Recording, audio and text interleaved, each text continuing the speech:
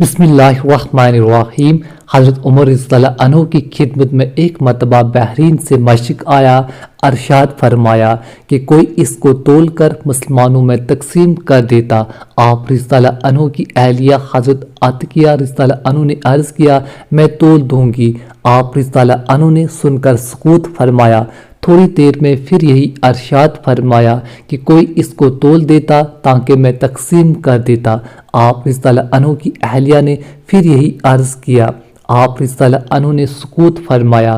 تیسری دفعہ میں ارشاد فرمایا کہ مجھے یہ پسند نہیں کہ تو اس کو اپنے ہاتھ سے ترازو کے پلڑے میں رکھے اور پھر ان ہاتھوں کو اپنے بدن پر پھیر لے اور اتنی مقدار کی زیادتی مجھے حاصل ہو۔